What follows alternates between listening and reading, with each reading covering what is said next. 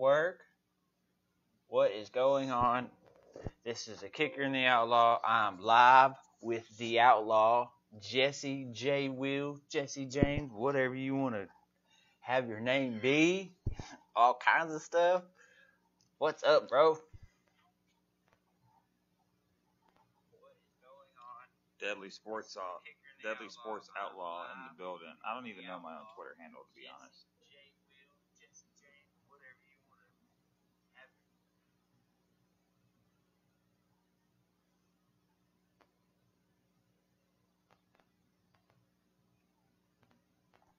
All right, we just went talk for a second.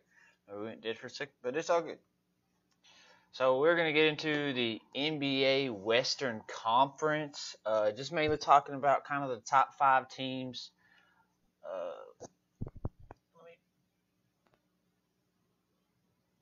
When I say the top five teams, if I can get it to pull up. Anyways, the Golden State Warriors, the Denver Nuggets, the Oklahoma City Thunder, Portland Trailblazers, and the Houston Rockets are kind of the five teams that I think really have a shot of making some noise in the playoffs.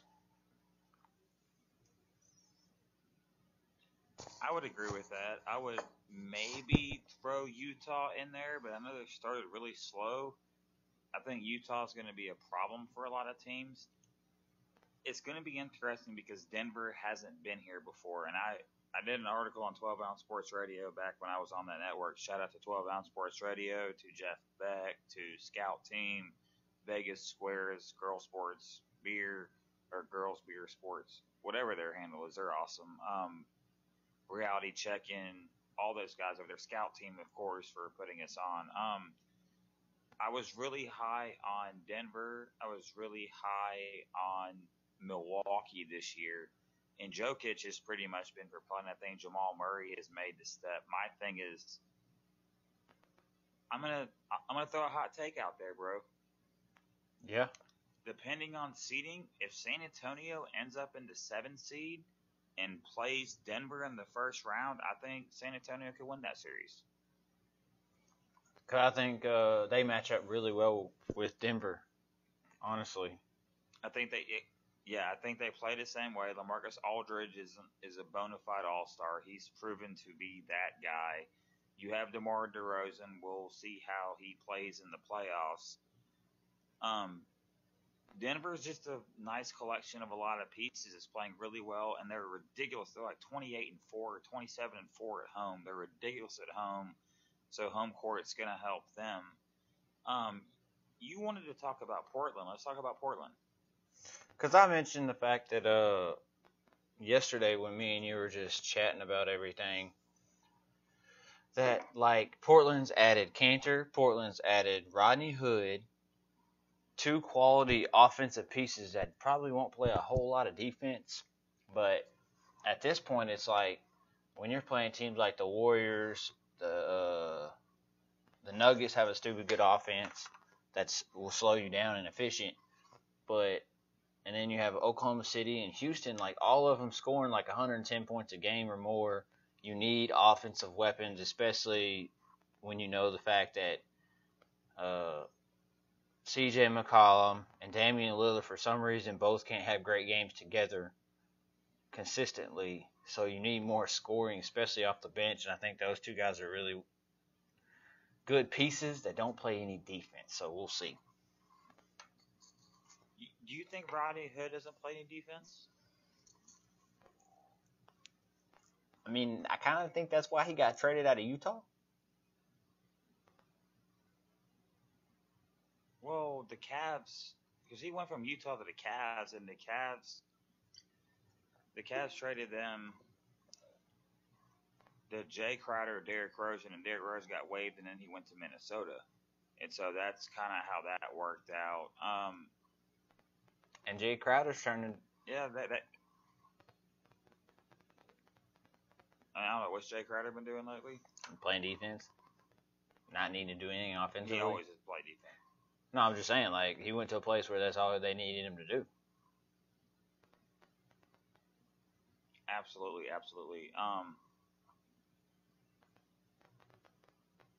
So I think. I just Go ahead. Sorry, I keep cutting you off. no, you're good, bro. We know Dame's gonna show up and play. He's gonna ball. We know Jerkic is a pretty decent player. He's a poor man's Jokic from Denver. I just remember that Portland had home court advantage last year and got swept by the Pelicans. Now they did have Rondo and they did have AD, but that was after DeMarcus Cousins tore his Achilles. So that kind of worries me with Portland in the playoffs. The thing about Portland is they had literally, the Pelicans had 2 point guards that could literally play good defense. They had Drew Holiday and they had Rondo. So I think they kind of nullified the whole backup or the point guard and shooting guard positions offensively. So it came down to Anthony Davis could just ball, and then Portland couldn't do anything about it. So Golden State's number 1, Denver's number 2. Yes. OKC's 3, Portland's 4. Who's the 5th seed? The Rockets. The Rockets. So if you had Portland and Houston playing in the first round, that's a nightmare for the Trailblazers. But it's also a nightmare for the Rockets because James Harden can't guard a soul. No. And I'm assuming Chris Paul can do what he can against Dame, but they don't have, they have Clint Capella, but what's up? The thing about the Rockets is,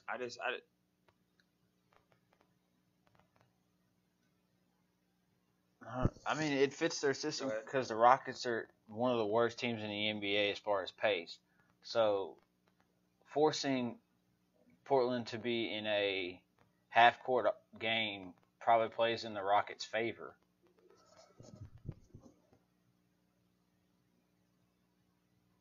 Does it though? I mean, when they're making threes, because Harden's gonna dribble out the clock the whole game. I mean, they're the worst in the NBA at pace. They only get 97 possessions a game. Which is really odd because D'Antoni made his name off of 7 seconds.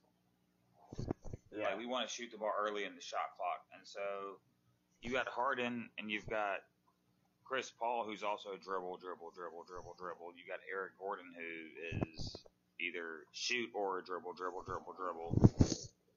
And so Portland could get them out of their comfort zone. I mean, do you think some of that has to do with the fact that James Harden's been kind of having to do everything by himself? Yeah, but he's had Eric Gordon the whole year. I mean, I know Capella and Chris Paul have been hurt, but now going down the stretch, is Harden going to think he has to do it all by himself? Because now they've got their full complement of pieces. They got PJ Tucker. They just signed Terrence Ross.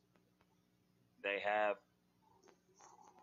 Capella back. So I still think Harden's going to flounder in the playoffs. I've always felt that. My thing is looking now. I pulled this up. The pace. The Rockets are 4th, and then you got Portland, who's all the way down there. I say all the way down. They're at 13. They're not a real up and down team. I just think that. So the Rockets are 4th in pace, they're the 4th fastest team. No, 4th slowest. There's only 3 teams that play at a slower pace than them. The Grizzlies, your Cavaliers, and the Nuggets are the only teams that are slower. But the Nuggets shoot such high percentage that that's why they're there. Same with the Rockets when they shoot a high percentage.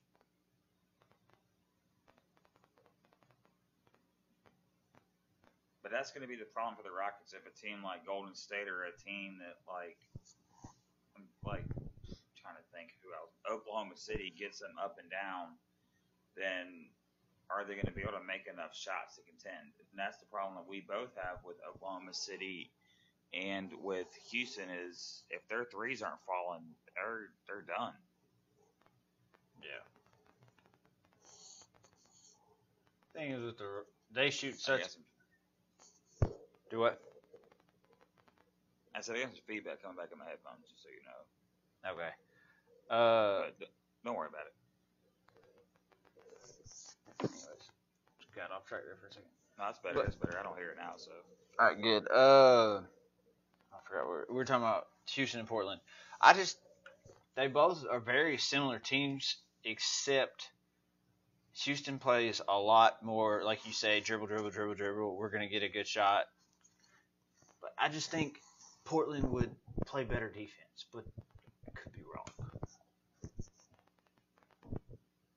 I think Oklahoma City is the interesting team in the West, just because you have if Russell Westbrook. I mean, they have a legitimate top three.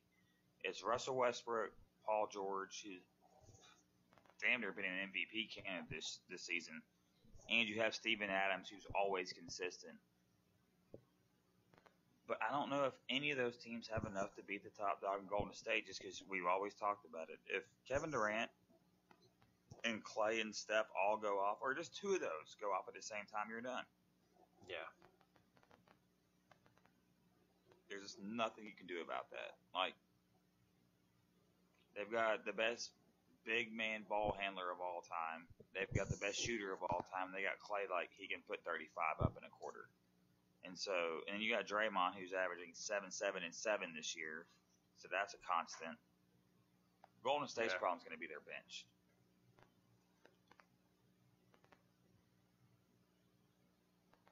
Yeah. Thing about Portland is they shoot such a high percentage from 3 and from 2 that in a slow down game, I said it might help, but now looking at these numbers, it's like with these teams, they're going to slow it down. They're not going to have a lot of possessions. It still might be a high scoring game, but they're going to be efficient. So it comes down to which team can consistently shoot the 3 and get quality 2-point shots and don't take bad shots. Oh, absolutely. I agree with that 110%.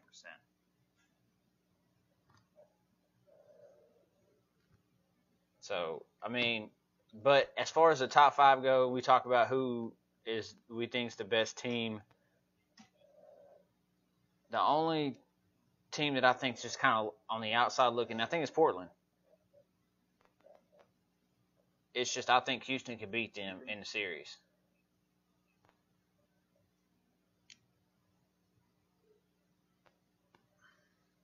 Houston has just been so inconsistent all year long. And this is what they do. They're really good one year. And, I mean, think about it. So, a couple years ago, they were a 2 seed. And then they went to the 7 seed and McHale got fired. Then last year, they were the were they 1 or 2 seed last year? Who? Houston. I want to say they were 2 seed last year, but don't hold me to that off the top of my head. Right, I think you're right. And then now this year they're back to like a 5, 6 seed, so they just don't ever put it together consistently. And I just think that they got rid of all their defensive players to try to get Carmelo, which obviously didn't work out. So now I don't have a lot of faith in them, but I don't have a lot of faith in the Nuggets either, just because they haven't been in that playoff environment. But we will see. Yeah, that's a good question or a good statement there. Especially the thing that kind of gets me about them is that Melo thing really put them back. I think honestly, thinking, oh Melo in this offense, yeah, we're gonna thrive, and then they get rid of all their defensive pieces. Then both Capella and Paul miss significant time. You know what I mean? Like, yeah, I don't think Carmelo was a problem there. I really don't. I mean, the numbers don't really say that, and it was 10 games, and then they were just like, nope, we're done. Yeah, you said something about that the other day when we were talking about it wasn't Melo. You think it was more something else. Elaborate more on that. I don't think it was the way he was playing. I just think that so something that I thought happened when he went there. That because 10 games in, and remember their defensive coach retired, and I just think that Melo just wasn't happy. I think he got there and was like, "Oh, Chris Paul and James Harden are gonna dribble, dribble, dribble, and I'm just gonna stand here in the corner." And he was actually wasn't bad, but I just think that him and D'Antoni got to the point where like, look, dude, like for some reason, like this just isn't working for me.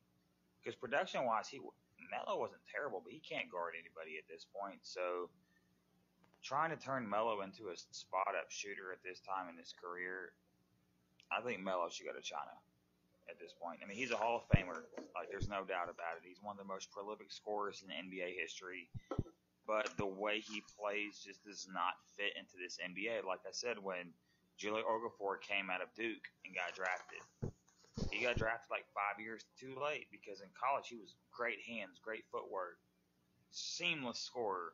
You get to the NBA, but he can't guard anybody, and it's like, okay, so we don't really have a need for you.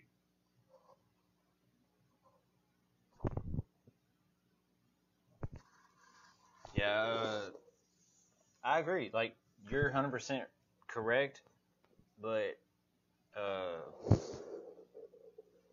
Melo is just such a, like you said, a great scorer. I don't think they tried to fit him in that. Hey, why don't you just stand over there in the corner and be a spot up shooter like some of these guys have later in their careers? And that's just not Melo. Like Melo's not going to come off the bench and be a spot up shooter. It's just not going to happen.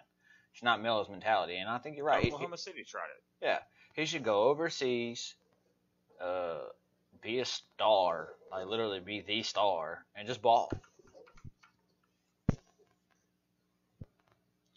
Yeah, because like the big thing with Melo is like they put him on the Knicks, and then he tried to carry the franchise, but there was so much dysfunction there. Like Melo's name just got. He should have gone to Chicago with Derrick Rose and Joakim Noah and all those guys. That's where he should. If he ever was going to be successful, that's where he should have gone. Instead, he wanted to be the guy in New York, which I don't blame him. And then the ownership's terrible, and then all the pieces fell apart around him, and they fired the coach, and then they tried to bring D'Antoni in. And Melo's just always been an off the dribble, like I'll beat you off the dribble, I'll post you up, like that's just been his game. And the NBA just changed, and he just couldn't adapt I mean, we talk about because he's not LeBron. yeah, we talk about this in the NFL with Belichick about adapting to the game. Talk about it with Saban adapting to the changes of the game, and Melo just doesn't want to. It's not that I don't think he can. I think he can. I just don't think there's some people that are just so competitive. Like I know I can play that they're not going to change. Here's the thing: when you've been playing basketball a certain way for this amount of time, so think about it. Like I have been accustomed to getting the ball in the wing at the elbow, dribbling, backing a guy down, and being able to make a move and score at will. And now you're telling me that I'm just supposed to run down the court, catch the ball, and shoot if I'm open? It's difficult. I agree with you 100%.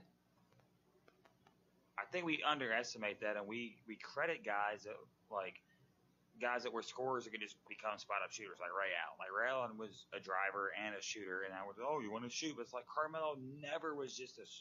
Carmelo would only shoot threes in transition, and so now we're like, hey, we want you to run around, catch and shoot, and he can do that. But I mean, that's never been his game, and so it's difficult, especially like with the ego, with the celebrity wife at the time. I mean, it's a lot to ask of a guy, especially when he went to a system in Oklahoma City where Russell dribble, dribble, dribble, dribble, dribble. Oh, passed you with 1 second left, and then he goes to Houston. They got two of those guys, and so I'm not gonna put all this. I'm not putting the Houston thing on Melo. I think he should have fit in better in Oklahoma City because they had Paul George. So yeah, you could be the third real Melo and win games, but I don't know. Melo experience, I think, worked better in Oklahoma City than it would have in Houston, just because I don't think Russell Westbrook's more of a go kind of point guard, and don't have two point guards or 2 stars that dribble, dribble, dribble, dribble. Then you got Eric Gordon, like you said, dribble, dribble, dribble, dribble. So then Melo's like, I want to dribble, dribble, dribble too. So like, there's not enough balls to go around. This isn't baseball. Yes, absolutely. There's not enough balls to go around. That's just, it sounds dumb and it sounds cliche and it's true. Melo, take your ball. It is true. Go to China, be a superstar, and make a crap ton of money. Yeah, because he's divorced now, so he should go make all the money. Yeah, go make that money, man. I think he's divorced. I know. Yeah, make that money. So make the money, make the money. Enough But about I think we've Melo. exhausted the West. Yeah. So we're gonna take a quick break. Come back and talk about the funnest conference in basketball, in my opinion, is the East. Because on a night-to-night basis, you just never know what you're gonna get. I mean, you got the match. Absolutely. We'll be right back. We'll be right back. This Kicker in the Outlaw on the Rehab Sports Guys Network.